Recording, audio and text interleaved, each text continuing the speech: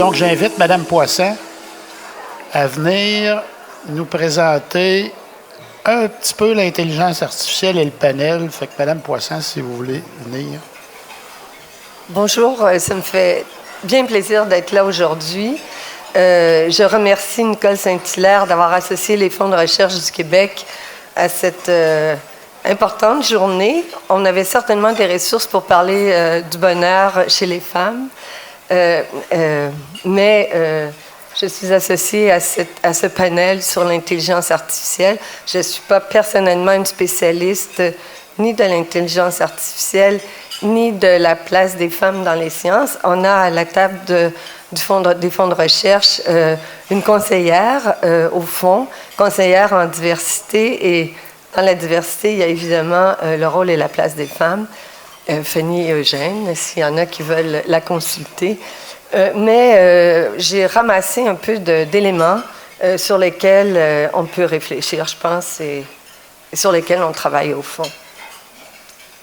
Alors, d'abord, quelques généralités sur des notions de base en intelligence artificielle. L'intelligence artificielle touche un certain nombre de nouvelles approches, nouvelles technologies dans le domaine du numérique. Et c'est un domaine en croissance. C'est un domaine où le Québec a développé des expertises reconnues mondialement, notamment en intelligence Internet des objets. Internet des objets, c'est-à-dire toutes les applications, tous les objets, tous les appareils qui communiquent avec un réseau et qu'on peut activer à distance. Apprentissage profond, ça s'est beaucoup développé, comme vous le savez récemment, au Québec. Deep learning, machine learning, c'est-à-dire tout l'ensemble des méthodes qui permettent de façon automatique de traiter, de gérer, d'analyser des données. Un des éléments qui accompagne l'intelligence artificielle et qui produit aussi le phénomène, c'est les big data, les mégadonnées, qui sont la base du deep learning, la base aussi d'Internet des objets, et qui pose un certain nombre de défis, notamment pour le domaine des finances, défis et aussi instruments de travail pour l'analyse des données. Je vois rien du tout, en fait, pour l'analyse des données qui permet... Ah, merci, monsieur. L'analyse des données, ça décuple évidemment la puissance de traitement et ça facilite la prise de décision. Et dans le domaine de la finance, dans le domaine des assurances, etc., on comprend que c'est un outil précieux. De même que ça permet aussi l'aide à la décision. Pour les finances et le domaine des banques, ça permet de développer les systèmes experts d'évaluation de risque pour l'octroi des crédits, la gestion autonome des fonds, et évidemment, ça a des applications dans beaucoup d'autres domaines. Quelques données qui viennent d'un rapport de l'OCDE qui a été déposé en 2017 en vue de la préparation d'une réunion du G7 à Montréal pour se préparer à la transformation des emplois à cause du numérique. Alors, peut-être trois grandes conclusions. La connectivité, d'abord, qui change complètement le panorama. Le fait qu'on est non seulement connecté, mais on est connecté par des smartphones qui permettent de nous connecter partout et dans tous les domaines d'activité et qui permet aussi de traiter et de produire un volume de données inimaginable. Quelques estimations. D'abord, 5% seulement des métiers des gens qui ont des études supérieures risquent d'être réellement impactés pour le travailleur lui-même par l'intelligence, risque de perte d'emploi à cause du numérique et de l'intelligence artificielle. Mais le travail va néanmoins être transformé. Dans 14% des cas, va être pas mal transformé.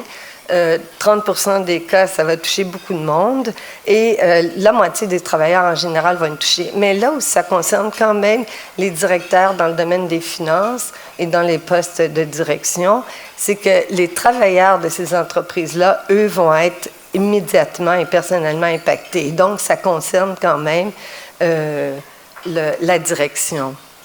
J'ai apporté un graphique parce qui était aussi dans le même rapport de l'OCDE, parce que si vous pouvez voir à peu près au milieu de la liste des 20 secteurs qui vont être le plus impactés par l'intelligence artificielle, il y a le domaine des assurances et des pensions professionnelles.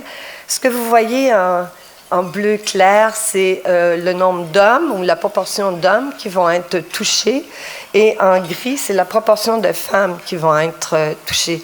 Alors, on voit que c'est un peu moins de 10% pour les hommes et près de 30% chez les femmes dans le domaine des assurances. Alors, ça concerne particulièrement les femmes. À droite, c'est le poids proportionnel de ce secteur-là dans l'ensemble des emplois.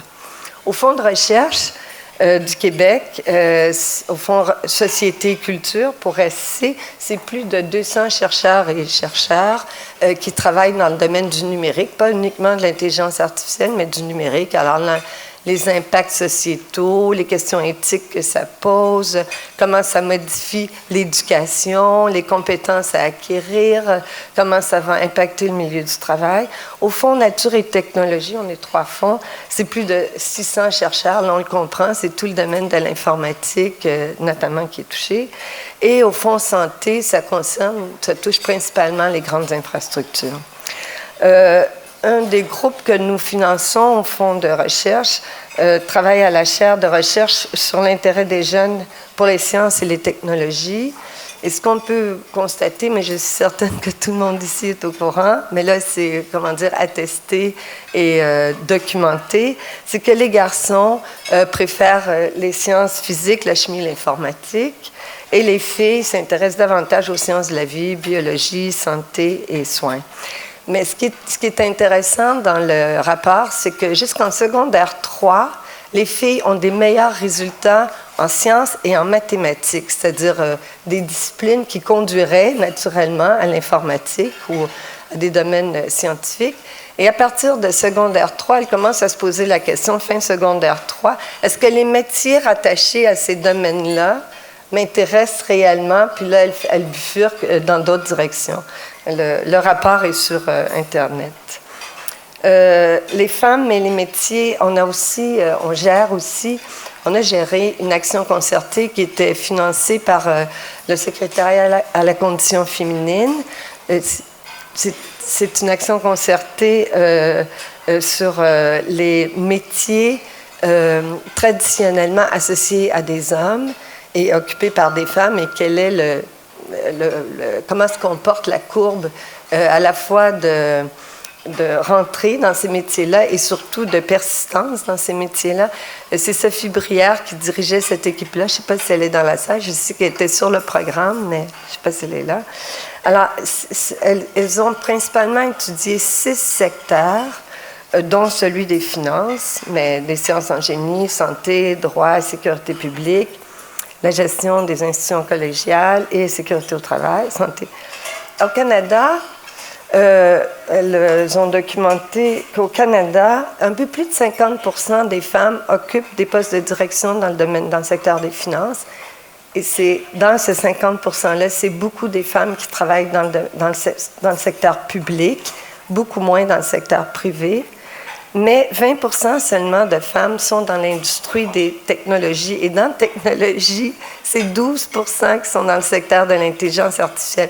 Alors, quand vous combinez les deux sous-groupes, on arrive avec un effet d'entonnoir où il reste très, très peu de femmes en intelligence artificielle dans le domaine de la finance. Et Nicole m'avait dit, si tu pouvais parler surtout de l'assurance, là, je pense qu'il ne reste vraiment pas beaucoup de femmes. Je ne sais pas si vous comprenez. Une courbe qui est intéressante aussi et qui est étonnante, que m'a fournie Fanny, justement, comment se comporte la courbe des femmes qui étudient dans les domaines scientifiques. On voit qu'en physique, en fait, la seule courbe qui nous intéresse là, vraiment, c'est celle de l'informatique. Et ce qui est assez étonnant, c'est que de 1960 à 1985, il y avait une grande progression d'admission de filles intéressées à l'étudier dans les secteurs de computer science. et qu'à partir de 85, la courbe n'a pas cessé de fléchir. Et ça, c'est un peu inquiétant. C'est un peu documenté, mais disons que ce qu'on a comme explication, je ne peux pas croire que ça explique tout. On finance aussi un observatoire international sur les impacts sociétaux de l'intelligence artificielle et du numérique. François Laviolette, qui fait partie de l'observatoire, va faire partie du panel tout à l'heure et vous pourrez l'entendre un peu mieux. C'est Lise Langlois qui dirige l'observatoire. Elle est aussi rattachée à l'Université Laval. Enfin, c'est un lieu où il y a plusieurs thèmes de recherche, 8 thèmes de recherche, et un qui nous concerne peut-être un peu plus aujourd'hui, qui est Industrie 4.0, travail et emploi. Alors, l'incidence qu'aura l'intelligence artificielle sur ces domaines-là. En guise de conclusion, et là, c'est votre dessert, j'ai choisi des diapositives qui associaient des métiers qui ont été transformés par des technologies. J'ai parfois sauté plusieurs générations d'amélioration du métier. Alors, de typographe à imprimante robotisée, parce que dans l'intelligence artificielle, il y avait aussi tout le domaine de la robotique, mais j'ai pensé que ça vous concernait peut-être. Moi, il y a d'autres domaines aussi, je n'ai pas tout mis. De téléphoniste à téléphone intelligent et de crieur public, ça c'est un peu plus ancien encore, à médias sociaux. Voilà. Merci. Alors, bonjour. J'espère que vous passez un aussi bon moment que moi au colloque des femmes en finance aujourd'hui. Donc, je me présente, Charlène Dumagina, je suis actuaire chez Sun Life. Donc, je travaille en développement d'affaires pour tout ce qui touche au régime de retraite. Donc, non, l'intelligence artificielle, ce n'est pas du tout mon domaine. Mais par exemple, je suis sur la scène aujourd'hui avec 4 personnes. C'est vraiment leur champ d'expertise. Aujourd'hui, ils vont vous communiquer leurs connaissances en intelligence artificielle. Ils vont partager avec vous leur point de vue. Puis, vous allez voir leur passion pour l'intelligence artificielle est assez évidente et aussi très contagieuse. Donc, si je commence, au bout ici, nous avons M. Pierre Miron, qui agit à titre de vice-président exécutif technologie de l'information chez IA Groupe Financier depuis maintenant 1 an. Il est principalement responsable du développement et de la mise en place de la stratégie sur le plan technologique et sur le plan de l'infrastructure globale afin de soutenir la croissance de l'ère numérique. Il dirige également un groupe de travail dont le mandat consiste à définir la stratégie numérique de l'entreprise. Il cumule plus de 34 ans dans le domaine de la gestion des technologies de l'information, dont les 25 dernières années dans le secteur financier. Et Pierre supporte également de nombreuses causes philanthropiques. Ensuite, nous avons Jean-François Lessard, qui a débuté sa carrière chez Intact en 2003 comme analyste actuariat. Il a occupé de plusieurs rôles au sein de l'équipe d'actuariat avant de diriger d'autres projets d'affaires à travers l'organisation, dont opération et planification, les réclamations et aussi la souscription. Depuis décembre 2016, Jean-François occupe le poste de chef des données pour le Data Lab d'Intact. Son équipe est responsable d'améliorer les données en tant que l'une des compétences de base d'Intact en s'appuyant sur de nouvelles techniques, dont bien évidemment l'intelligence artificielle. Et finalement, notre troisième panéliste aujourd'hui, François Laviolette, qui est directeur fondateur du Centre de recherche en données massives de l'Université Laval. Il travaille sur différents aspects fondamentaux et appliqués de la science des données et de l'intelligence artificielle. Ses recherches personnelles portent essentiellement sur l'intelligence artificielle, mais plus particulièrement sur l'apprentissage automatique. Une partie du travail de François consiste à étendre l'intelligence artificielle interprétable à d'autres domaines, dont entre autres celui de l'assurance. Et il est également titulaire d'une chaire de recherche industrielle en apprentissage automatique interprétable avec la compagnie Intact Assurance. Et finalement, la femme du panel, Camille Aubin, qui est avocate chez Robic, donc un cabinet d'avocats spécialisé en propriété intellectuelle. Camille pratique dans le domaine du litige en propriété intellectuelle et conseille ses clients de différentes envergures sur des questions de brevets, de marques de commerce, de dessin industriel et de droit d'auteur, en plus de la gestion des données. Camille est reconnue par le jeune barreau de Montréal parmi les 3 avocats de l'année en litige 2018. Elle est également experte en propriété intellectuelle pour le programme d'accompagnement d'entrepreneuriat au féminin FemmeSort. Et Camille est également auteure d'une vingtaine de publications et de conférences dont la moitié porte sur l'intelligence artificielle. Donc, merci et bon panel tout le monde.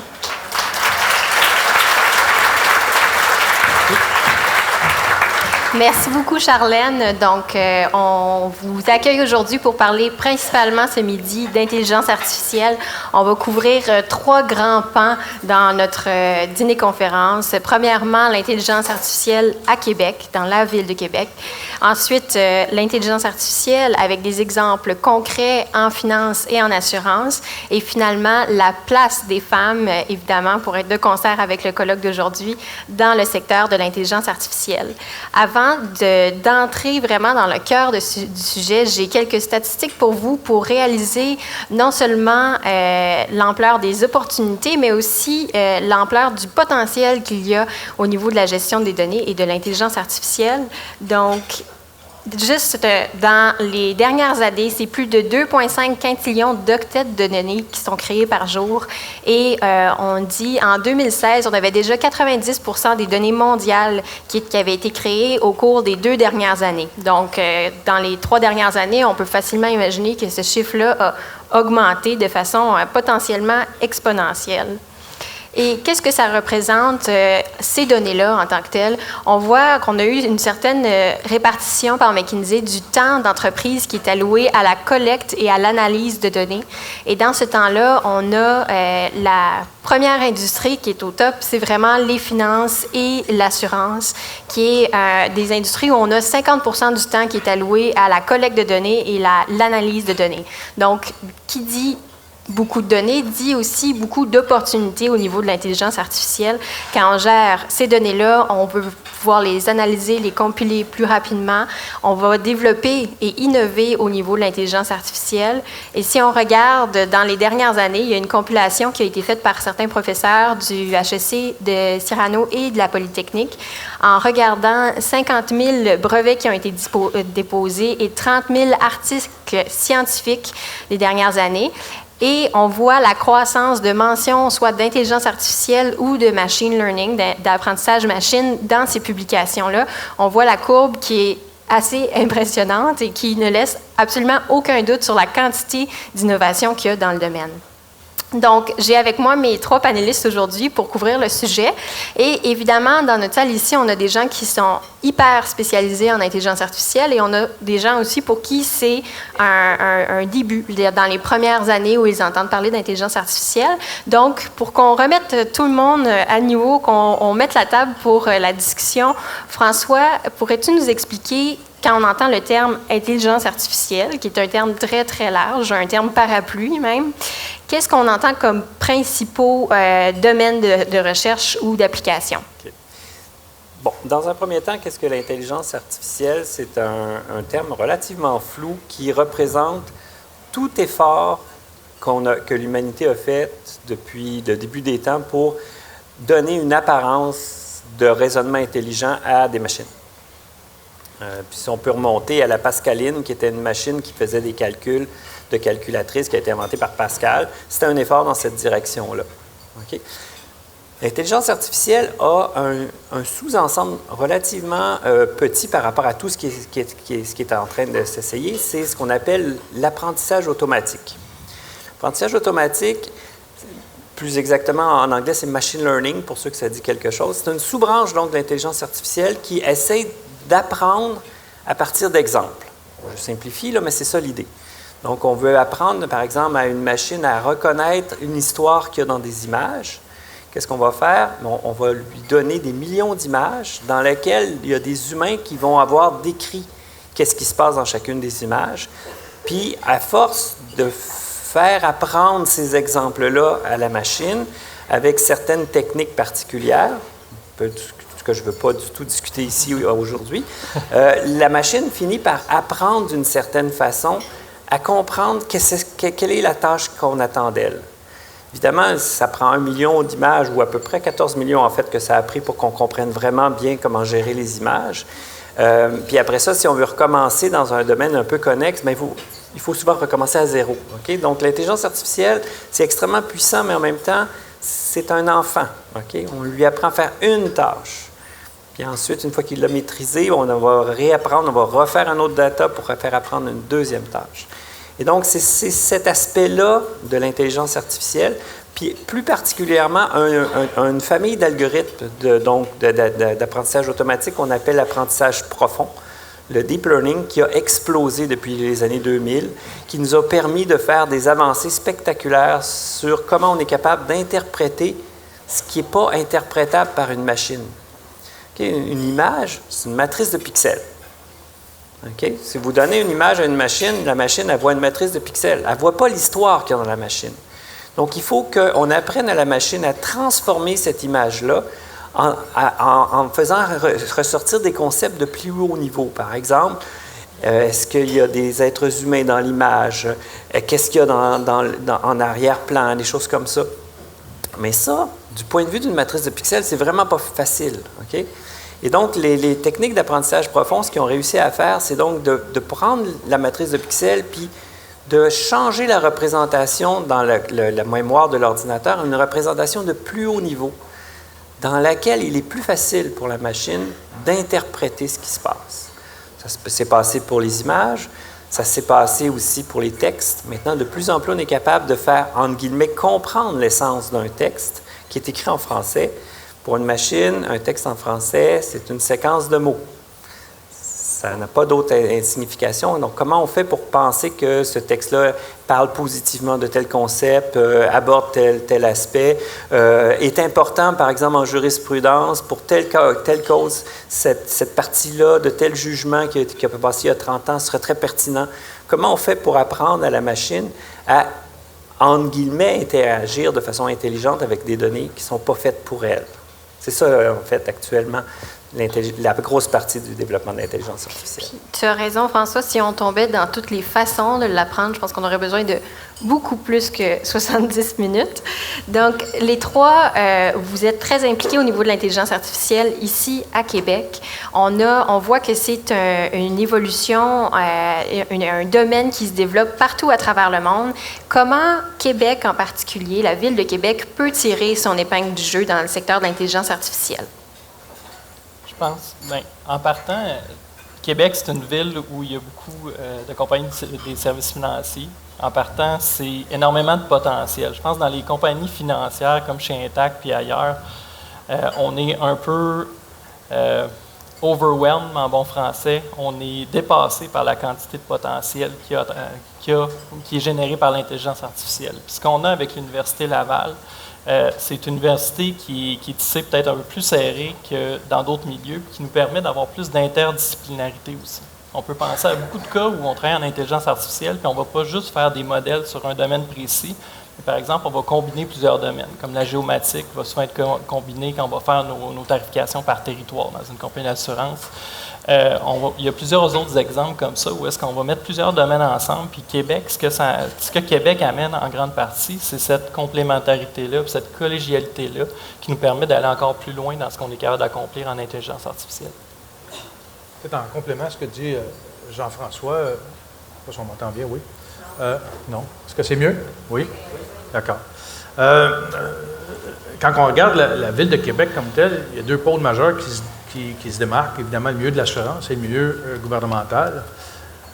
Et dans les deux cas, on peut voir l'application de l'intelligence artificielle se développer à travers un certain nombre d'applications. Mais comme entreprise, on ne veut pas nécessairement tous les développer. François va vous parler de la recherche, des chercheurs.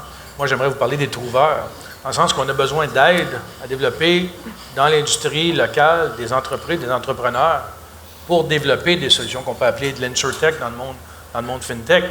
Je pense qu'à travers le milieu de l'assurance, ici à Québec, Il y a des aspects qui sont compétitifs, des aspects qui sont non compétitifs. L'exemple qui me vient en tête, la sécurité de l'information. Je ne sais pas pourquoi, mais de ce temps-là, on a tous besoin de protéger les renseignements, donc on est tous à la recherche probablement de solutions similaires dans ce milieu-là. Puis on ne veut pas nécessairement tous les développer, mais on peut créer des entreprises qui leur permettent d'avoir un banc d'essai ici à Québec et de s'exporter à l'extérieur de la ville. C'est ce qu'on a fait avec le Forum FinTech à Montréal, avec des fonds FinTech, avec des entreprises. Donc, il y a un besoin de développer, et puis je fais la référence aussi avec les services gouvernementaux, avec la politique du gouvernement du Québec, dont je suis aussi impliqué. On voit la transformation s'effectuer, mais ça ne veut pas dire que toutes ces entreprises-là, tous ces ministères organismes-là doivent faire tout d'eux-mêmes. Donc, il y a de la place pour développer l'entrepreneurship sur ces volets-là ici à Québec. Tu sais, je pense ce qu'il faut comprendre aussi, là, c'est que Québec a des forces, mais en même temps, c'est un monde qui est très, très global. Tu sais, dans mon cas, moi, je suis en charge de livrer des solutions d'intelligence artificielle pour Intact.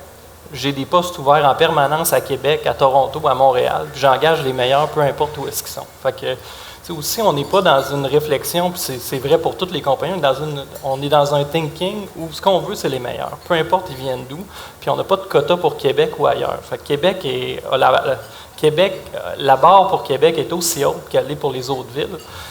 Puis l'implication de Québec est directement reliée à ce que Québec est capable d'offrir aux entreprises, à des entreprises comme nous. Donc, on voit que la main-d'œuvre est universelle et très mobile, mais un des avantages qu'on a ici, c'est principalement la force du secteur des finances et des assurances. Jean-François, Pierre, vous avez tous les deux piloté un virage numérique qui implique l'implantation de logiciels d'intelligence artificielle à l'interne dans vos compagnies. Qu'est-ce qui a fait que vous avez vu ce virage-là comme étant essentiel et qui vous a convaincu de faire cette espèce d'aventure-là d'implantation? Donc, quand on parle de transformation numérique, distinguer un peu transformation numérique et intelligence artificielle. Transformation numérique, à peu près toutes les entreprises aujourd'hui aspirent à devenir numériques. Numérique ne veut pas dire qu'on deviendra tous des Uber de ce monde. On a une entreprise traditionnelle qui a plus de 125 ans d'âge. On ne réinventera pas le modèle d'affaires de l'industrialisation ou d'Intact dans l'industrie dans laquelle on est. On va le transformer graduellement pour d'abord et avant tout l'optimiser et voir s'il y a des opportunités totalement numériques dans l'industrie. Vous êtes Uber, vous concevez un nouveau modèle d'affaires, vous le concevez numérique parce que vous n'avez aucune contrainte, vous partez d'une feuille blanche. Le cas des assureurs ici, c'est plus des entreprises de type, qu'on va dire, traditionnel. Donc, ce qu'on essaie de voir, c'est à travers l'ensemble des technologies disponibles aujourd'hui, qu'on peut appeler disruptive ou technologies de rupture, quelles sont celles qui sont les plus pertinentes dans ce qu'on veut faire? D'abord, dans un contexte d'optimisation d'entreprise. Et quand on regarde l'optimisation, on peut le regarder sur deux aspects essentiellement. L'aspect de l'amélioration de la prestation de nos services à nos clients, à nos courtiers, etc. Et l'aspect de l'efficacité d'entreprise, qui est une autre dimension, l'automatisation des processus, et de voir comment l'intelligence artificielle s'insère à l'intérieur de ces dimensions-là pour ajouter une pertinence, on va dire, significative. Pertinence significative veut dire, je ne suis pas juste en train d'automatiser un processus, je suis en train de le revoir, de l'améliorer et potentiellement de le robotiser dans une façon assez différente de ce que je faisais auparavant. Donc, c'est dans ce contexte-là. Donc, on voit comment l'intelligence artificielle vient s'insérer, qui n'est pas nécessairement une menace humaine, je dirais, là. On a le mythe que les robots vont remplacer les êtres humains. Si vous faites le parallèle avec la Formule 1, ils ont énormément de technologie. Ils ont encore plus de monde qu'ils avaient auparavant pour faire le travail parce que la technologie les amène ailleurs. Ils n'ont pas réduit la quantité de gens. Par contre, ils ont fait évoluer les compétences qu'ils ont besoin pour diriger ce type d'entreprise-là. C'est un peu ce qui est en train de nous arriver, nous autres aussi, dans le monde de l'assurance. On est en train de faire évoluer nos compétences pour mieux utiliser ces technologies-là qui vont nous amener ailleurs. Mais ce n'est pas nécessairement remplacer l'être humain intégralement par rapport à ce qu'on fait. Oui, François le disait bien tantôt, là, c'est, ce qu'on automatise, c'est des tâches, c'est pas des humains. Pas j'ai en blague, là, je suis pas en train d'entraîner une gang de robots dans le sous-sol de notre bureau qui vont venir prendre les postes du monde. C'est pas comme ça que ça se passe. On automatise des tâches, puis on utilise les données pour souvent rendre plus efficaces certaines, souvent les tâches qui ont moins de valeur ajoutée de toute façon, que les employés aiment moins. Quand on parlait de révolution, moi, je vois beaucoup ça comme une évolution, ce qu'on vit en assurance. Dans le sens que toutes les bonnes compagnies d'assurance, toutes les compagnies d'assurance qui se sont rendues jusqu'aux années 2000 sont déjà très axées données. Si tu veux bien performer dans le domaine de l'assurance, tu n'as pas le choix d'avoir déjà une culture d'entreprise très forte en assurance. Fait que dans le fond, très forte en données.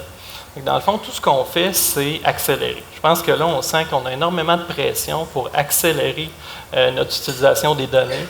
Je pense que l'intelligence artificielle nous ouvre les portes à plusieurs opportunités qu'on n'avait pas avant. Et au bout de la ligne, je ne suis pas en train, moi, d'être le prêcheur pour une transformation au sein de ma compagnie. Au contraire, je passe plus de temps à dire non à des opérateurs et à du monde qui veulent faire plus d'intelligence artificielle. On n'est pas en train de faire une révolution, on est en train de faire une accélération puis une évolution présentement. Ouais, en fait, je peux peut-être continuer un peu là-dedans. Je suis assez d'accord avec toi. Souvent, je parle contre ma paroisse. Là. Il y a des industries qui viennent me voir, tu sais, bon, François, on a vraiment besoin de toi, on veut mettre de l'intelligence artificielle dans nos processus, etc. OK. Là, je commence à poser des questions. Quel genre de données vous avez? Oh, on a plein de données. Puis en fouillant, je dirais que plus de la moitié des fois, je leur dis, l'intelligence artificielle, ce n'est pas la solution de laquelle vous avez besoin en ce moment. Là. Pour que ce soit vraiment important et impactant d'utiliser l'intelligence artificielle, il faut qu'il y ait un gros réservoir de données ou une capacité d'aller chercher un gros réservoir de données qui ont un sens du point de vue de l'intelligence artificielle. C'est-à-dire que juste avoir des images, ça ne me suffit pas. Il faut avoir des images avec des tests descriptifs de ce qui se passe dans l'image pour que je puisse apprendre à mon IA à interpréter ce qu'il y a dans l'image. Ce n'est pas tout le monde qui a ce genre de données-là prêtes. Okay? Ça, c'est une première chose. Puis la deuxième chose, c'est que des fois, ça fait, comme les compagnies d'assurance et les fintechs, ça fait 100 ans que vous travaillez avec des données. Vous avez des systèmes qui marchent très bien. Okay? Alors, pourquoi vouloir les changer s'ils marchent très bien? Là où moi, ce que je me rends compte que la raison, c'est, oui, mais traditionnellement, on utilisait des données structurées. On avait des données qui rentraient dans une base de données, un fichier Excel plus ou moins gros. Okay? Puis quand on avait des requêtes à faire, on faisait des requêtes sur des variables. Alors que maintenant, l'intelligence artificielle a dit, oui, mais vous pourriez aussi savoir qu'est-ce qui se passe en utilisant plein de données non structurées, en les croisant, par exemple, avec des données météorologiques, des données géomatiques et des choses comme ça. Puis ça, est-ce que vous êtes capable de gérer ça? La réponse, c'est pas vraiment. Là. Est-ce que c'est important pour vous de gérer ce genre de flux de données nouvelles qui ne sont pas vraiment structurées? Oui. Est-ce que vous êtes prêt à mettre l'effort là-dedans? Là, ça va devenir intéressant. Ça va vous permettre d'avoir un portrait plus fin que le portrait que vous n'auriez jamais pu avoir en utilisant que les données structurées pour analyser ce qui se passe dans votre compagnie ou dans votre écosystème. On va revenir sur ce que ça nécessite pour une entreprise en termes de données, de faire ce genre d'implantation-là. Mais juste avant, j'aimerais que vous nous donniez des différents exemples concrets d'implantation de l'intelligence artificielle que vous avez fait, soit au sein de vos entreprises ou comme projet avec des entreprises externes. Je vais. Chez Industriels, on a mis de l'avant une plateforme qu'on appelle Evo, qui consiste à automatiser le processus de souscription sur l'assurance vie, qui auparavant était relativement efficace, mais aussi manuel, qui faisait en sorte que l'agent d'assurance qui vous rencontrait à la maison ou chez vous pour prendre vos paramètres, transmettait les données à l'assureur qui analysait avec l'examen médical, et on venait tarifer en fonction de votre profil d'individu, puis on vous émettait une police, on autorisait une police d'assurance. Ça pouvait prendre 1 à 2 semaines comme tel. Maintenant, ça se fait en ligne avec l'agent qui est avec vous. Le processus fait en sorte qu'à la capture d'informations, il y a des algorithmes qui analysent l'information immédiatement sur qui vous êtes et qui est capable d'autoriser en ligne une police d'assurance vie. Donc, gain d'efficacité relativement majeur. On parle de quelques secondes versus quelques semaines de travail auparavant. Mais surtout, ça donne de l'information qui fait en sorte qu'au fur et à mesure qu'on avance dans le processus, avec une banque de données de candidats qui s'augmente dans le contexte d'apprentissage profond que nous parlait François tantôt, mais l'algorithme s'améliore et devient de plus en plus efficace dans la proposition de tarification reliée à la souscription d'assurance vie, qui fait en sorte que l'amélioration qu'on fait, ce n'est pas juste le processus, c'est la qualité ou la personnalisation du produit envers la personne que vous êtes, qui n'était pas possible auparavant parce qu'il y avait trop de données à traiter. Donc, on voit que comment l'intelligence artificielle, bien appliquée, je vais dire, permet d'améliorer l'efficacité et de faire quelque chose qu'on n'était pas capable de faire auparavant, qu'une tarification qui est plus personnalisée. Donc, c'est un bel exemple, dans notre cas, d'application. Il y en a plein d'autres, mais je vais prendre celui-là ce midi pour vous en parler. Un exemple que je pourrais donner, c'est ce qu'on fait en télématique. On a un programme qui s'appelle Ma Conduite. Donc, l'assuré a l'option de downloader notre application. Puis à travers cette application-là, on est capable de voir comment la personne conduit. Puis voir, pour un ordinateur, ça revient un peu à ce que François disait. Ce que ça veut dire, c'est qu'on a plusieurs points de données GPS par seconde avec certains éléments, mettons de l'accéléromètre du téléphone, des choses comme ça.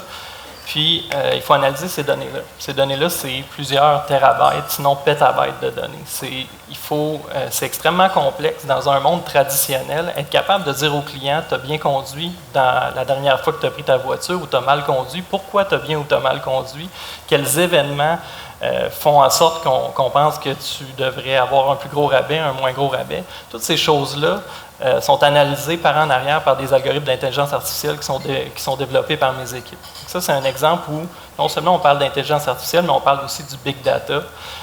Puis on parle d'un domaine où, il y a quelques années, ça aurait été impossible, où ça nous aurait pris des François Laviolette pour être capable de vraiment faire quelque chose d'interprétable pour le client. Ça t'en prend un? Ça m'en prend encore. Il est là. Je suis capable de me débrouiller tout seul, mais j'appelle François une fois de temps en temps. Effectivement, c'est un petit peu ce que... Si on regarde ma recherche personnelle, là, c'est un petit peu dans cette direction-là que j'ai orienté ma recherche dans les dernières années. Donc, moi, je suis un créateur d'algorithmes. Je fabrique des nouvelles formes d'intelligence artificielle qui vont essayer d'utiliser le plus possible la compréhension des domaines dans lesquels on travaille. Donc, quand je travaille avec des gens en génomique, j'essaie d'utiliser le plus possible la compréhension de ce que c'est qu'un gène, de ce que c'est qu'une protéine, des choses comme ça. Puis, je mets dans mes intelligences artificielles, mathématiquement parlant, cette espèce de connaissance a priori, ce qui aide l'intelligence artificielle à, être plus efficace, puis 2, possiblement plus interprétable. Puis j'ai commencé à m'intéresser à l'interprétabilité, puis je le continue d'ailleurs à l'intérieur de la chaire avec Intact. En fait, au début, je travaillais avec des médecins puis des biologistes. Fait que là, ils me demandaient, voici, par exemple, j'avais un ensemble de bactéries, dont certaines étaient résistantes à certains antibiotiques, puis d'autres ne l'étaient pas. Puis là, les gens me disaient, est-ce que tu es capable de me dire pourquoi? Fait que là, si je voulais un réseau de neurones profond là-dessus, ça marchait très bien. Puis là, je disais, elle est résistante, elle l'est pas, elle va être résistante, elle l'est pas. Puis là, le médecin, lui, il n'en avait rien à faire, cette affaire-là. Pourquoi? Parce qu'il n'utiliserait jamais une boîte noire pour prendre une décision de quel genre d'antibiotique il allait donner. Puis les chercheurs avec qui je travaillais, ça ne les intéressait pas non plus d'avoir la réponse. Là, on a commencé à... Non, la réponse pour la réponse, c'est pas suffisant. Fait que là, on a commencé à regarder un petit peu comment on pouvait essayer de donner de l'explication de la décision de l'intelligence artificielle. Donc, comment interpréter le processus décisionnel. Est-ce que c'est toujours possible? Non. Okay? D'une façon générale, quand les tâches sont très, très, très complexes, comme par exemple interpréter à partir d'une matrice de pixels qu'est-ce qu'il y a dans l'image, on n'est pas encore capable de rendre ça interprétable. Mais dans certaines autres situations, on peut le faire. Puis donc, je disais au médecin, par exemple, mais cette bactérie-là va être résistante parce que j'ai remarqué qu'elle avait tel type de gène qui fait des pompes, par exemple. Puis cette bactérie-là, elle a telle mutation à telle place. Puis ça, c'est très important. Puis là, le chercheur, il partait avec les informations, il allait fouiller dans la littérature, il dit, oui, tu as redécouvert quelque chose qui existait déjà. Et moi, j'étais content parce que ça montrait que mon intelligence artificielle, avec quelques secondes de temps machine, avait été capable de trouver des choses qui avaient pris 20 ans à trouver. Puis, il y avait aussi des situations où l'explication n'était pas compréhensible. Puis ça, il y a 3 cas possibles. Soit que mon intelligence artificielle, pour cet exemple-là, s'est trompée. Ça se peut, mais je ne suis pas 100% parfait. Les intelligences artificielles, ça se trompe. Vous connaissez la Tesla qui fait des accidents, c'est un exemple. L'autre possibilité aussi, c'est que les intelligences artificielles actuellement ne cherchent pas des lois de causalité. Ils cherchent des corrélations. Okay? On travaille pour essayer de mettre de la causalité, mais pour l'instant, c'est difficile.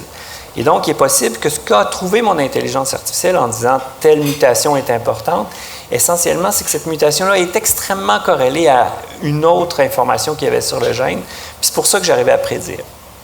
Puis la troisième possibilité, c'est là que ça devient intéressant au niveau scientifique, puis ça devient intéressant aussi quand on travaille avec les gens d'affaires, c'est que possiblement que j'ai trouvé quelque chose de nouveau. Une nouvelle position de mutation qui est pertinente pour la résistance. Ou alors, une nouvelle variable qui serait pertinente pour déterminer à partir des données télématiques si la personne conduit bien ou conduit mal. Et donc, si c'est vrai, alors là, il faut que, dans le cas de la génétique, que le chercheur trouve du financement pour aller valider ce que j'ai peut-être trouvé.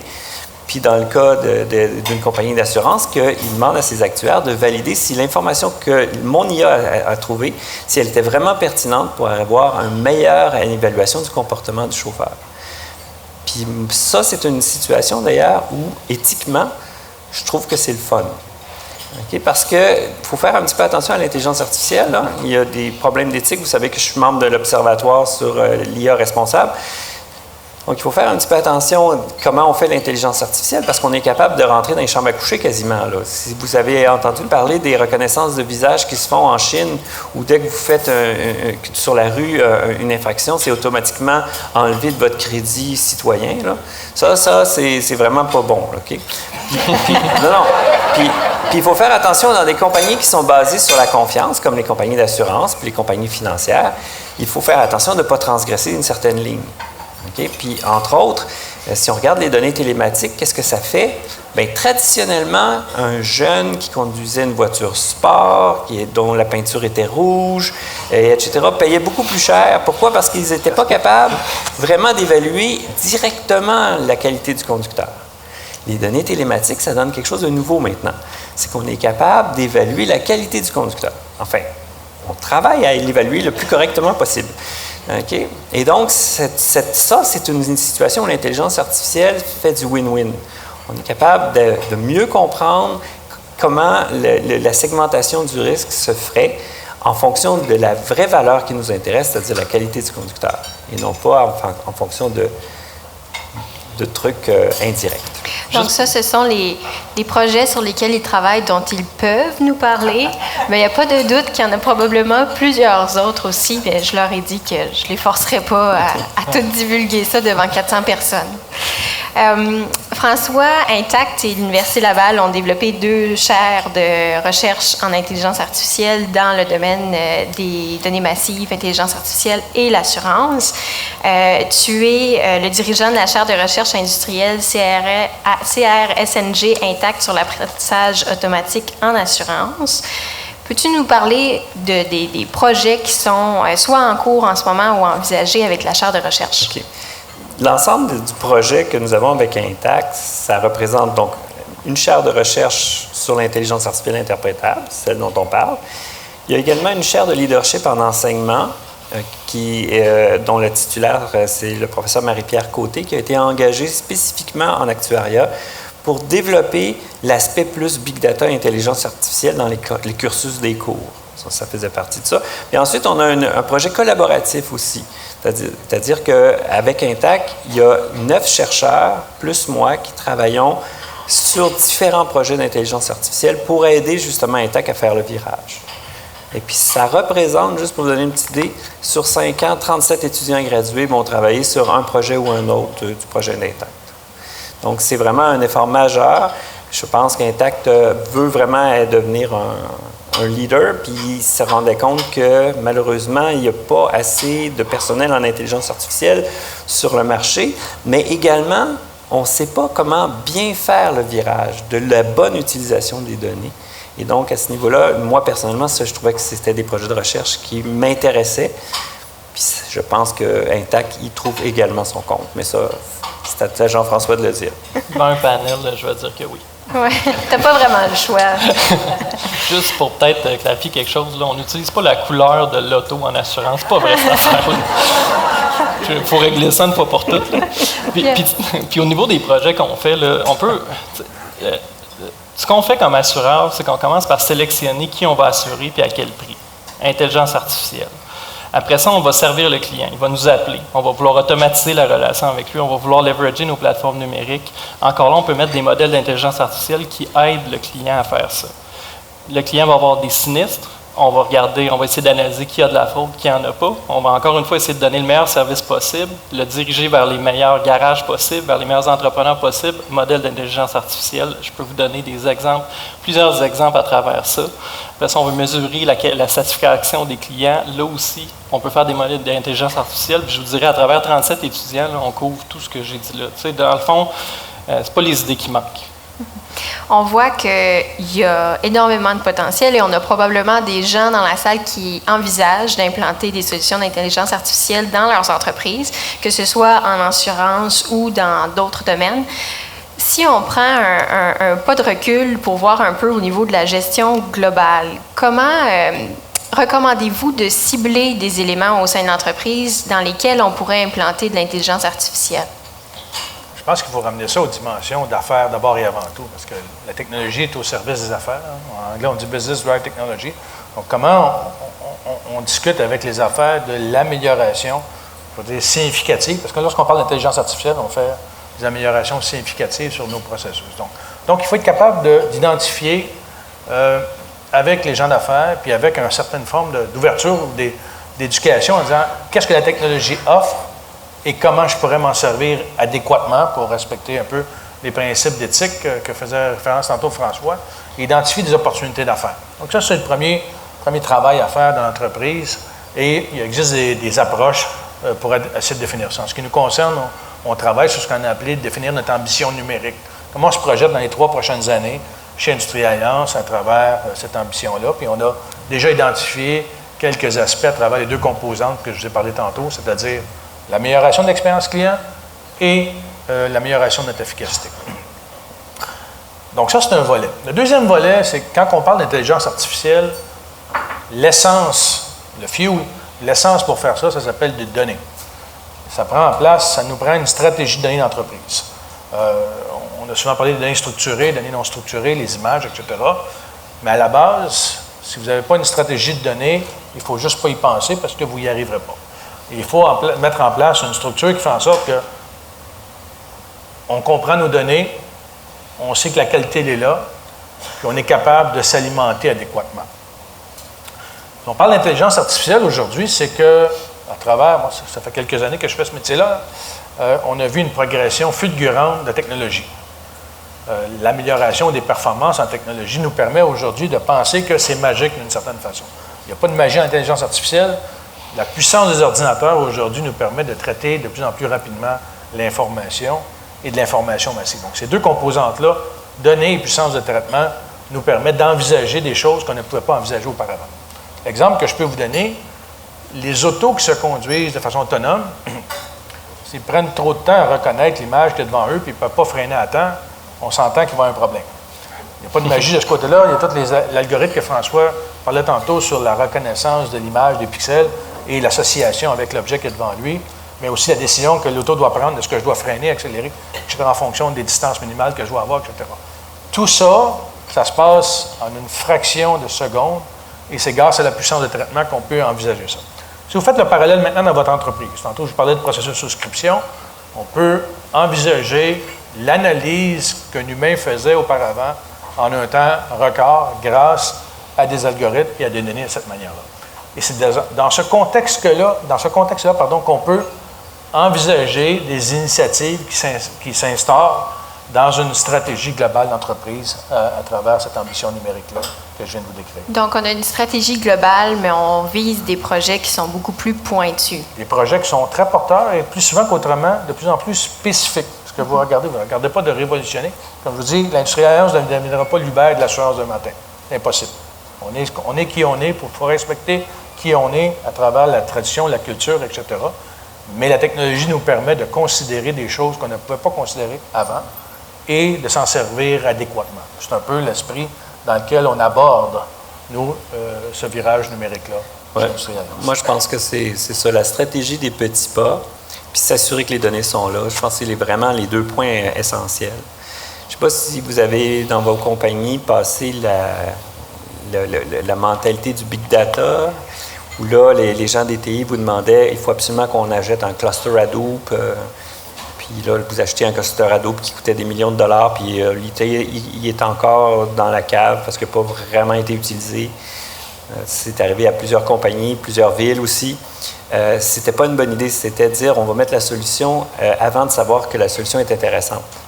Donc, l'idée, c'est de prendre des problèmes ciblés, puis essayer de voir effectivement si on est capable de faire des preuves de concept qui montrent la plus-value. Et puis, donc, une fois qu'on a fait ça, bien, on a développé l'expertise à l'interne, on a développé des associations peut-être avec des chercheurs de différentes universités en intelligence artificielle ou des choses comme ça. Donc, on est mieux équipé pour ensuite faire le deuxième pas, etc.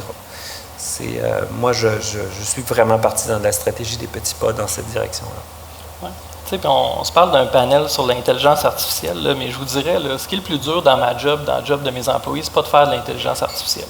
C'est de trouver les bons problèmes sur lesquels on va travailler, les problèmes qui ont les bonnes données, les opérateurs de la compagnie qui sont prêts à utiliser les modèles qu'on va utiliser, qui sont prêts à collaborer avec nous pour s'ajuster. Développer un modèle d'intelligence artificielle, là, c'est très itératif. On travaille en mode agile. On a une gang de whiz-kids qui pensent qu'ils ont trouvé des super modèles, sont super fiers, vont montrer ça à des opérateurs, ils font « Ouais, ça ne marche pas, ça, c'est pas ça le problème qu'on essaye de régler, ou c'est pas implantable, ou tu as pris une hypothèse qui n'a pas rapport. » Puis on va faire des itérations comme ça. On va faire beaucoup d'itérations, beaucoup d'essais-erreurs. Puis pour être capable d'arriver à ça, bien, ça prend des gens, non seulement qui sont bons scientifiquement, mais qui ont beaucoup un sens des affaires. Ce que je me rends compte quand on recrute, on recherche beaucoup le côté finance, le côté quelqu'un qui a une intuition, qui est capable de faire intuitivement un business case, qui est capable de savoir ce qui est important ou non, puis surtout qui est capable de bien communiquer avec les opérateurs.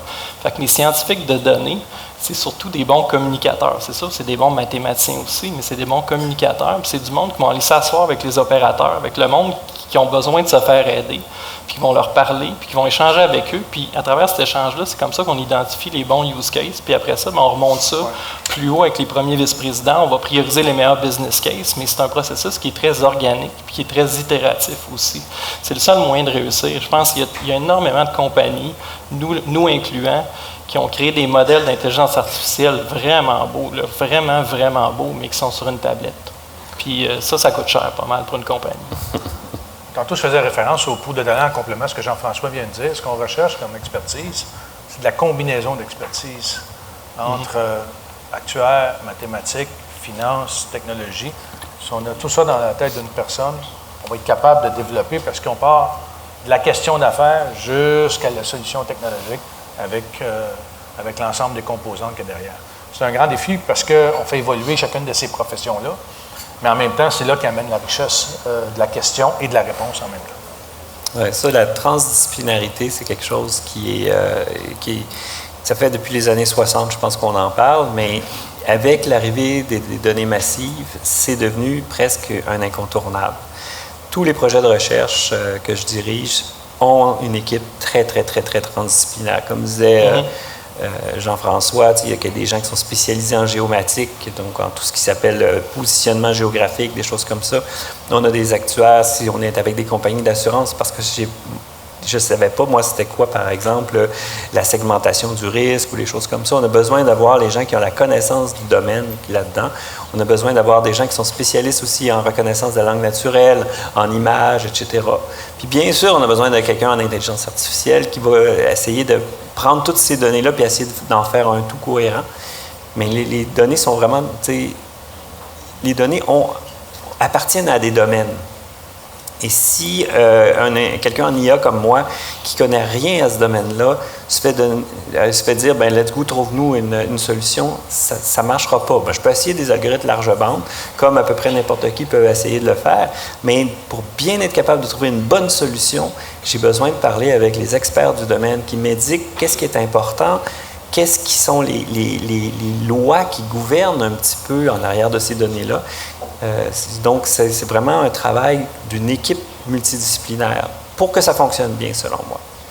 Tu commençais, François, en mentionnant que la multidisciplinarité, c'est quelque chose dont on parle depuis des dizaines et dizaines d'années. Et une autre chose qu'on a entendu beaucoup ce matin dans les différents panels qu'on a eus, c'est que la diversité et la place des femmes dans les entreprises, c'est quelque chose dont on parle depuis des dizaines et des dizaines d'années. Et on peut se demander, même si l'implantation de logiciels comme l'intelligence artificielle ne va pas faire comme avec la multidisciplinarité, faire en sorte qu'on est forcé à travailler beaucoup plus sur ces enjeux-là. On voulait parler aussi aujourd'hui justement de la place des femmes dans l'implantation d'intelligence artificielle. On a eu d'abord plusieurs enjeux qui sont sortis dans les nouvelles dans les dernières années au niveau des biais algorithmiques qu'il pouvait y avoir. On a eu entre autres en 2017 Amazon qui a dû retirer un logiciel de tri de CV, de curriculum vitae, parce qu'il s'avérait être sexiste et favorisait généralement les hommes au-delà des femmes dans les sélections qui étaient faites, dans les tri qui étaient faits. On a la revue Science aussi qui a publié une analyse, une étude qui conclut en gros que le traitement de langage par des algorithmes généralement va associer des prénoms féminins avec des activités sociales ou familiales ou associer des prénoms masculins avec des activités professionnelles.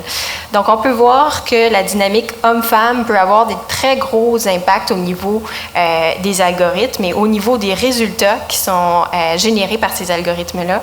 François, tu travailles entre autres sur la notion de gouvernance algorithmique dans tes recherches. Peux-tu nous expliquer, en quoi la gouvernance algorithmique consiste et ensuite les différentes pistes de solutions qu'on a au niveau de la programmation ou de la gestion d'intelligence artificielle pour régler la question des biais? En fait, ce travail sur la gouvernance algorithmique, je l'ai un peu entamé avec l'arrivée donc de le fameux observatoire sur l'IA responsable, qui est un observatoire qui réunit 7 universités, une quinzaine de cégeps, plus de 200 chercheurs, mais dont le siège social est à l'Université Laval en ce moment. Donc, vous avez vu la photo de Lise Langlois, c'était elle, la directrice. Donc, ça, c'est un problème à laquelle il faut s'intéresser actuellement. Pourquoi? Bien, des biais dans les décisions, il y en a toujours eu, mais c'était fait par des individus. Le jour où on veut remplacer un individu par une intelligence artificielle, il y a un passage à l'échelle. Ce n'est pas individuellement chaque personne qui a ses biais personnels, puis on peut penser que statistiquement, il y a une certaine compensation qui se fait. On va être injuste pour tout le monde intégralement. Et donc, il faut faire attention à ça. Okay? Puis, il y a des effets extrêmement graves que des psychologues m'ont expliqué. Entre autres, il y a eu une intelligence artificielle qui décidait si oui ou non, pour certains États du Sud des États-Unis, si oui ou non un prisonnier pouvait avoir une libération conditionnelle. Pourquoi? Parce qu'il était en pénurie d'agents de libération conditionnelle. Puis donc, ce qui sont arrivés, c'est que ils se sont rendus compte que c'était biaisé puis qu'ils systématiquement défavorisaient les Noirs par rapport aux autres.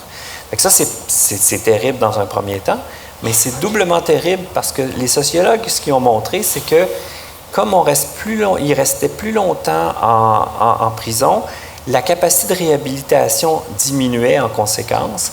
Et donc, en quelque part, l'intelligence artificielle se donnait raison. Parce qu'ils avaient effectivement fait attention à ça. Donc ça, c'est un premier exemple. Un deuxième exemple, à un moment donné, à l'Université McGill, avec l'ONU, je crois, il y avait un projet donc d'envoyer des intelligences artificielles avec des systèmes de radiologie parce qu'il y avait une épidémie le truc qui attaque les poumons, là. En Afrique, puis là, ils voulaient être capables de les traiter le plus rapidement possible. Fait que ce qu'ils ont fait, c'est qu'ils ont dit on n'a pas le moyen d'envoyer des radiologues, donc on va envoyer une IA à la place. Personnellement, je trouve que ça se défend, sauf que cette IA-là a été entraînée sur des Européens. Et donc, elle était complètement inutile, très, très mauvaise dans son diagnostic pour les Africains. Okay? Ça, c'est une autre forme de biais. C'est pas un biais dans le sens des préjugés, c'est un biais dans le sens que l'intelligence artificielle n'a pas eu assez de données sur les gens sur lesquels elle devra travailler. Donc, tous ces problèmes-là, sont à analyser, à étudier avant de se donner le droit de dire on va remplacer la décision d'un humain par un algorithme. Puis c'est ça qui est la chose la plus difficile. Puis une des choses sur laquelle je me bats en ce moment, c'est au niveau des compagnies, les gens disent « Oh, mais nous autres, on n'a pas de biais parce que, par exemple, on n'utilise pas la variable genre dans notre intelligence artificielle. Comme la variable genre n'est pas utilisée, on ne peut pas être biaisé sur le genre. » Mais la réponse est non, parce qu'il y a d'autres variables qui sont corrélées au genre. Par exemple, le prénom. Okay? Et donc, l'intelligence artificielle peut être biaisée. Je leur dis à ces compagnies-là, je dis enlevez la variable genre, faites apprendre votre intelligence artificielle ou votre régresseur plus simple, parce que ce n'est pas nécessairement de l'IA qui est utilisé là-dedans. Ensuite, réutilisez la variable genre et vérifiez que votre intelligence artificielle est non biaisée. Ça, c'est la bonne façon de procéder. Mais là, les compagnies me répondent, oui, mais les clients ne voudront jamais qu'on fasse ça. T'sais. Ça veut dire qu'on pourrait tricher puisqu'on a accès à la variable genre. Je dis, bien, moi, faites-vous certifier comme quoi vous ne le faites pas, parce que c'est la bonne façon de faire.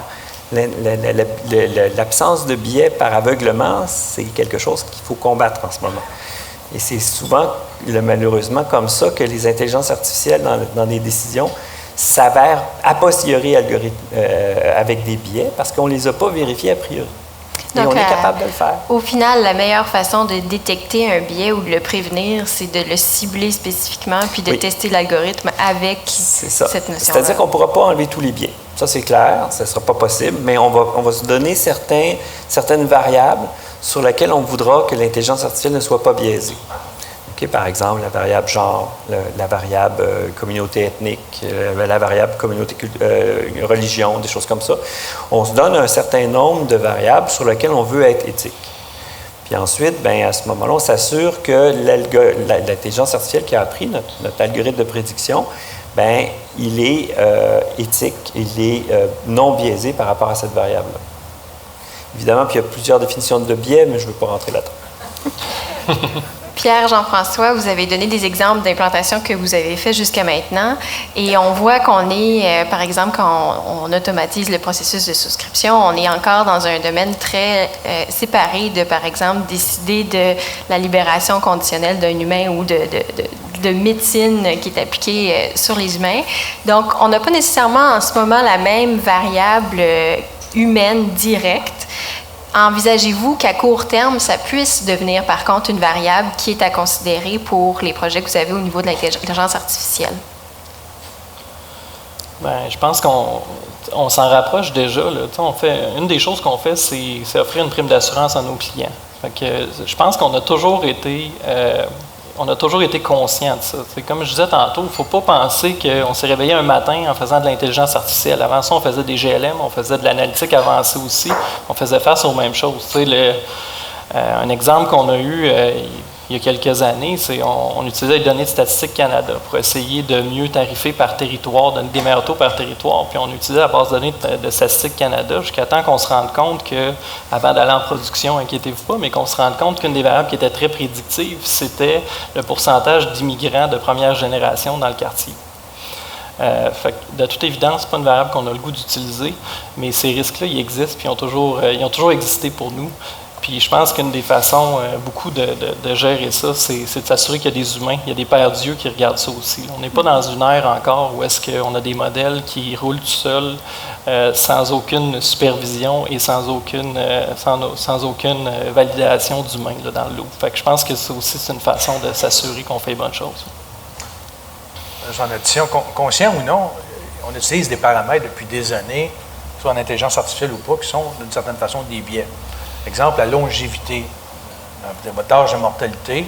On sait très bien que les femmes, toute proportion gardée, vivent plus vieux que les hommes. Donc, ces paramètres-là, bien, ils sont déjà utilisés dans la tarification d'une police d'assurance vie. Fumeurs, non-fumeurs, etc. Il y a un paquet de diversité, etc. Donc, il y a déjà un certain nombre de, on va appeler ça des biais ou de paramètres, qui fait qu'on, dans notre vie courante, sans s'en apercevoir, qu'on utilise. Il faut les utiliser à bon escient dans le contexte de ce qu'on veut faire, et non pas l'utiliser dans un contexte de biais. C'est là qu'est la frontière de l'éthique, je dirais, là, ou la frontière d'une saine utilisation de ces paramètres-là, plus que le biais, je dirais.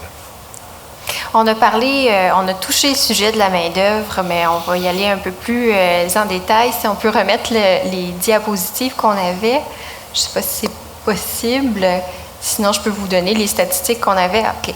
Ici, on voit qu'on a une quantité exponentielle d'emplois, autant d'un côté aux États-Unis, mais de l'autre côté, on a la courbe pour le Canada, le Royaume-Uni et les États-Unis. Il y a une quantité d'emplois grandissant qui nécessitent des connaissances ou des aptitudes en intelligence artificielle.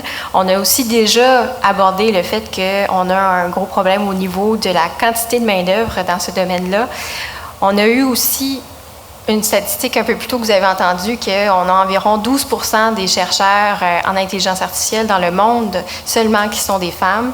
Donc, on a déjà peu de main-d'œuvre et là, on a un 12% de pas beaucoup. Donc, Pas beaucoup, c'est vraiment pas beaucoup. Donc, j'aimerais vous entendre. Est-ce que ces statistiques-là reflètent ce que vous avez vu jusqu'à maintenant dans le milieu? Au niveau académique, oui. Malheureusement, depuis les années 80, les filles semblent pas trouver intéressant le métier d'informaticien. Évidemment, si tu commences pas à faire un peu d'informatique, après, ça serait difficile de passer à l'intelligence artificielle. Donc, on a un problème de recrutement de ce côté-là, sur lequel on réfléchit, pour lequel les différentes instances, nous autres, l'IVADO, le MILA, ont développé des stratégies pour essayer de compenser un peu cette chose-là. Moi, je pense que la meilleure façon de faire, c'est de montrer que l'intelligence artificielle, c'est pas quelqu'un qui est assis dans son sous-sol, se fait commander de la pizza puis qui tape du code 24 heures sur 24. OK? C'est parce que ça, je peux comprendre que ça soit rébarbatif. OK? Tout le monde rit parce que tout le monde a l'image. Non, l'intelligence artificielle, c'est un outil pour essayer de mieux comprendre un écosystème. C'est un outil qui va nous permettre donc de mieux interpréter des choses, de pouvoir mieux arriver à prendre des décisions, des choses comme ça. Et donc, c'est cet aspect-là qu'il faut essayer de vendre. Puis là, je pense qu'à ce moment-là, c'est un petit peu plus vendeur au niveau des filles. Mais actuellement, malheureusement, c'est un gros problème de recrutement. Moi, je suis toujours d'accord d'engager une étudiante graduée quand elle se présente, mais actuellement, j'en ai 2 sur à peu près 17. Puis au niveau des professeurs aussi, je crois que je dois annoncer, on vient d'engager depuis 2 semaines un professeur en intelligence artificielle à l'Université Laval, qui est d'ailleurs dans la salle en arrière, Audrey Durand, donc qui est une future étoile, je pense, en intelligence artificielle, puis qui effectivement a le profil du bon genre, c'est-à-dire est une femme.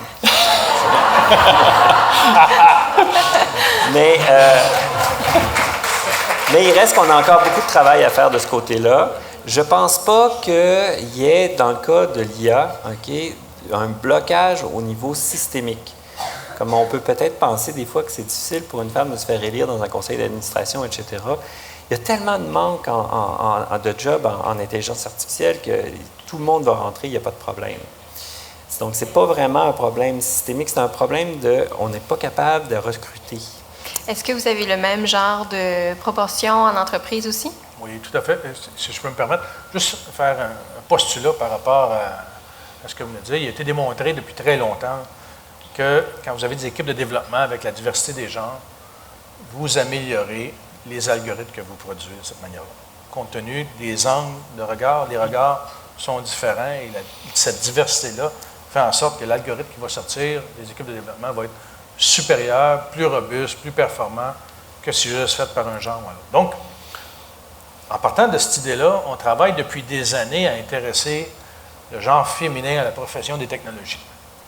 Malheureusement, l'aiguille bouge très peu. On est toujours autour de 20 de gradués aux universités, qui fait en sorte que la loi des nombres se reflète dans nos entreprises. On veut tous espérer avoir une diversité, une parité hommes-femmes à travers nos équipes de réalisation, mais le fait est que ce soit au collégial ou à l'université, dans les professions des TI, il en gradue encore 20 malgré tous les efforts qu'on a fait depuis des années. On en revient à 2 éléments fondamentaux de la cause de ça. Un, l'intérêt pour les sciences et technologies. Tantôt, Nicole en parlait. Ça commence très tôt. Il faut que ça commence très tôt.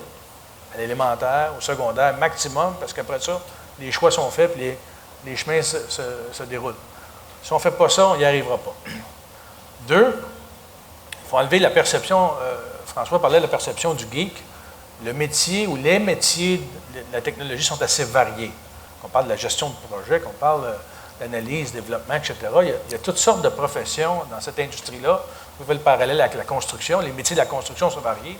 Les métiers de la technologie sont très variés.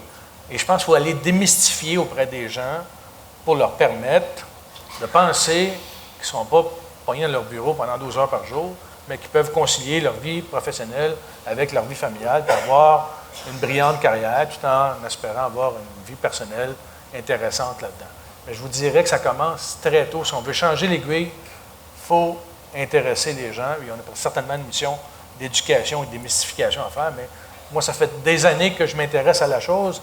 J'ai fait énormément de revendications ou de représentations dans l'université à Montréal, puis malgré tout ça, on s'est aperçu que ça ne donnait absolument rien si on n'influençait pas dès le jeune âge ces gens-là. Donc, je salue l'initiative tantôt, le Oui. Code des femmes. Comment on l'appelait? Le Code des filles. Bien, c'est un peu ça que je vous dis d'une certaine façon. Donc, ça commence très, très, très, très tôt. Moi, j'ai 2 filles. C'était pareil. Les amener à penser que les métiers de technologie, c'était différent. Ils le regardaient sur l'angle de l'utilisatrice et non pas sur l'angle de ce qui est derrière la machine. Donc, on a un travail, je dirais, énorme à les démystifier, à les présenter, ces métiers-là aux gens.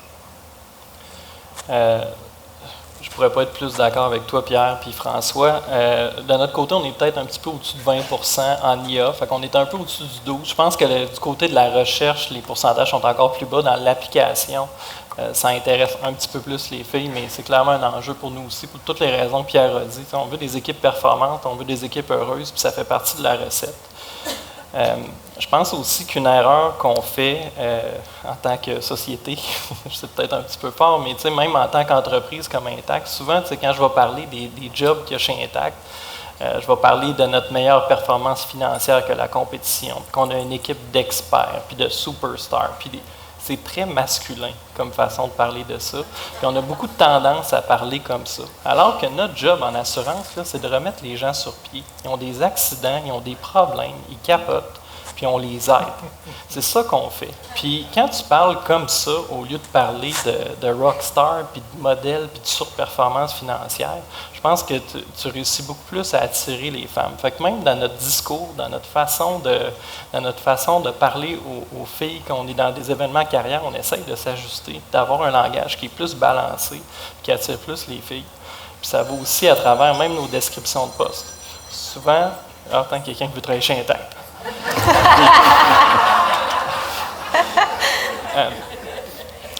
Je pensais que vous aviez des agents virtuels. Mais même dans nos descriptions de poste, on a tendance à faire des descriptions de poste là, avec à peu près 20 nice to have. Là. Bon, parle 50 langues, sois capable si tu es capable de parler 15 langages informatiques, faire ci, faire ça. Puis ce qu'on se rend compte, c'est que les gars font comme j'ai déjà entendu 2-3 mots de chinois. Je parle chinois, moi. Puis les filles vont avoir tendance plus à voir ça comme un vrai requis. Fait que c'est des choses qu'on a faites. On a changé, on fait nos affichages non genrés en intelligence artificielle. On réduit le nombre de requis. Ces espèces de nice to have, là, on les enlève de nos descriptions, juste pour rendre les postes moins intimidants puis plus inclusifs.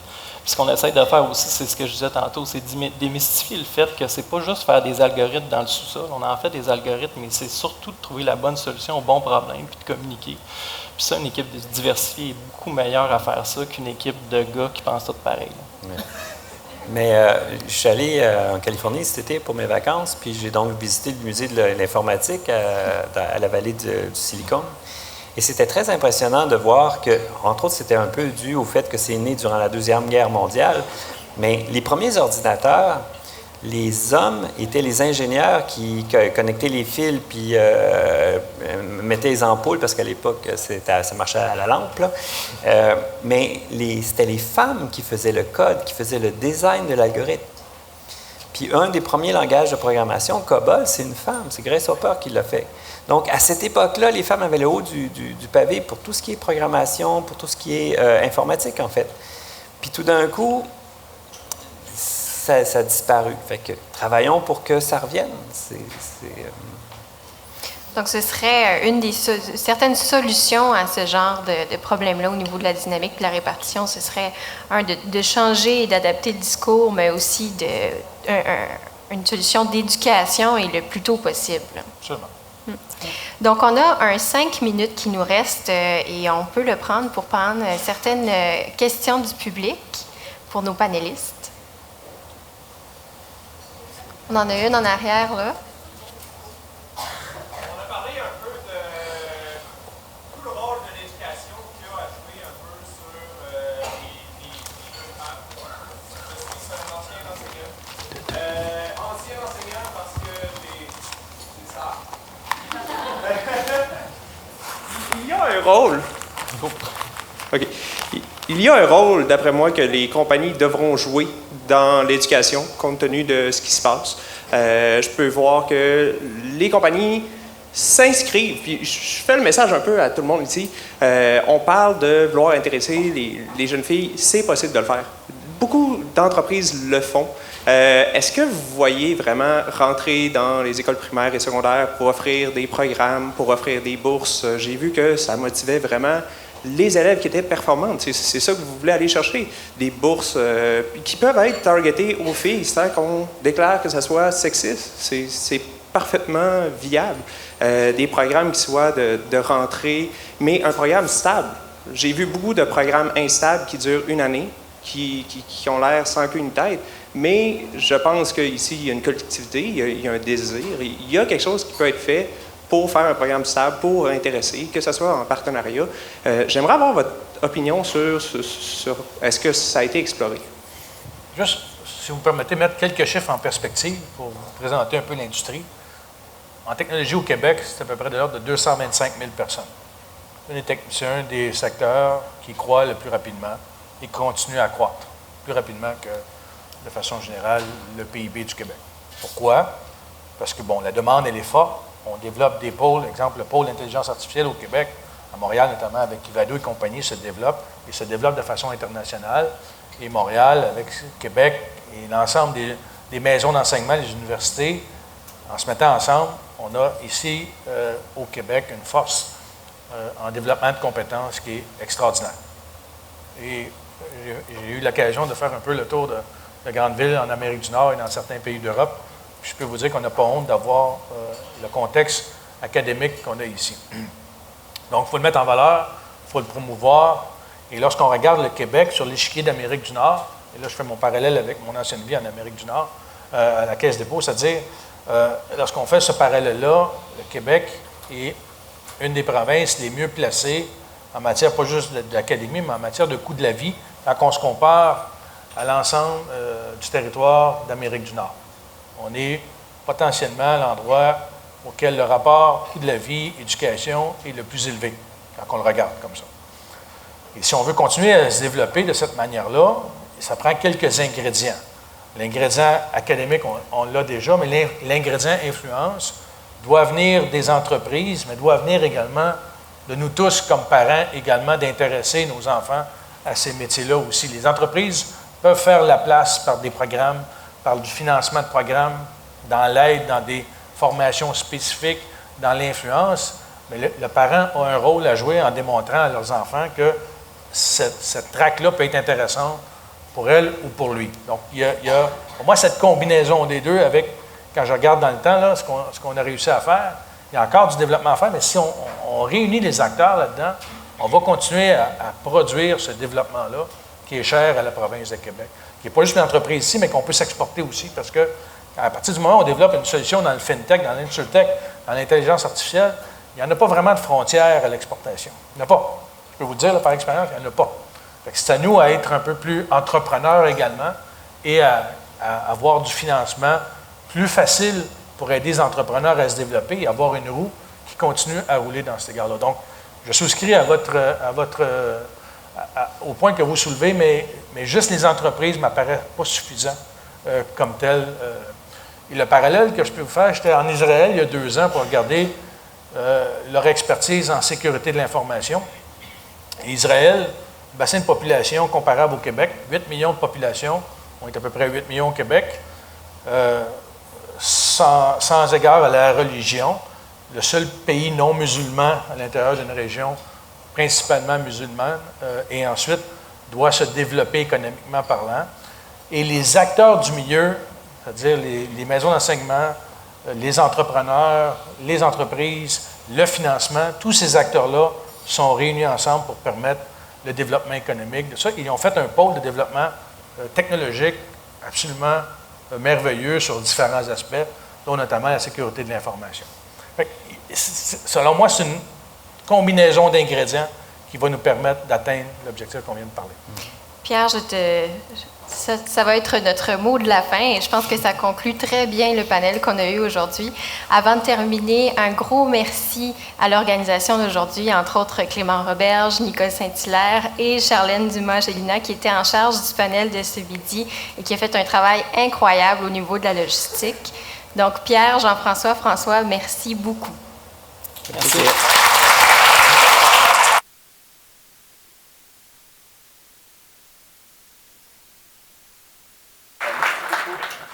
Alors, bonjour, à mon tour de faire les remerciements. Remerciements à Louise Poisson qui a fait l'introduction de nos panélistes fort intéressants de ce midi. Merci à Camille Aubin également qui a animé le panel avec brio et bien sûr, merci à nos panélistes. Je voudrais simplement dire pour ceux qui nous quittent, qui doivent retourner au travail, bien, on va vous souhaiter... C'est dommage, parce que la majorité, je pense, c'est des hommes qui vont nous quitter, là. Mais pour ceux et celles qui restent, on continue selon l'horaire qui est prévu dans le programme que vous avez en main. Et les panels simultanés vont se dérouler à l'étage où ils avaient lieu ce matin, donc au rez-de-chaussée. Dans 5 minutes, il faudrait être dans la salle qui est associée au panel que vous avez choisi. Bon après-midi.